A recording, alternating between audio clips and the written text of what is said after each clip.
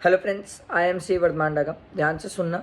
अपन ने sir amendment की series start करी थी जिसमें मैंने सैलरी का अमेंडमेंट बता दिया था। आज बात करेंगे आईएचपी में। आईएचपी में इंटरेस्ट का पार्ट जो है वो बहुत इंपॉर्टेंट है, बहुत ज़्यादा इंपॉर्टेंट है। एमटीपी में उससे रिलेटेड क्वेश्चन है, ठीक है।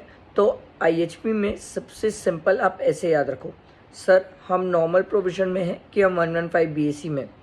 अगर हम नॉर्मल प्रोविजन में हैं तो सिंपल है सर, सेल्फ ऑक्यूपाइड का इंटरेस्ट के लिमिट है सर 2 लाख और 30,000। सिंपल, लेट आउट पे कोई लिमिट नहीं है, एकदम क्रिस्टल क्लियर। सर अगर हम 115 बीएसी में हैं तो सेल्फ ऑक्यूपाइड का इंटरेस्ट नहीं मिलता, लेट आउट में इंटरेस्ट मिल जाता है।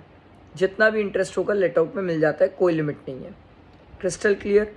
सर हम नॉर्मल प्रोविजन में चलते हैं तो सर अगर हमारा 2 लाख रुपए से ज़्यादा का लॉस आता है आईएचपी में तो सर हम 2 लाख रुपीज़ का लॉस क्लेम कर सकते हैं और बैलेंस कैरी फॉरवर्ड हो जाएगा, ठीक। सर हम इंटर सोर्स भी एडजस्ट कर सकते हैं, इंटर हेड भी जाके एडजस्ट कर सकते हैं सर। Crystal clear.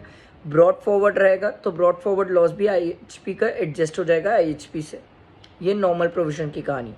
अगर 115 बीएसी आया तो 115 बीएसी में ध्यान देने वाली बात, सबसे पहली चीज़, सर अगर आपका लॉस आएगा तो 115 बीएसी के केस में लॉस सर सिर्फ आईएचपी के इनकम से एडजस्ट होगा, दूसरे हेड से एडजस्ट जाके नहीं होगा। Inter head adjustment is not allowed, carry forward is not allowed. And अगर आपके पास आईएचपी का ब्रॉड फॉरवर्ड लॉस होगा तो वो ब्रॉड फॉरवर्ड लॉस का भी एडजस्टमेंट नॉट अलाउड अगर आपने 115 बीएसी ऑप्ट किया है तो। ये मैंने आपको आईएचपी के इंटरेस्ट और लॉस का पूरा ट्रीटमेंट बता दिया। आई होप क्लियर हुआ होगा।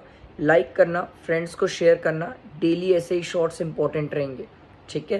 चलो, थैंक यू।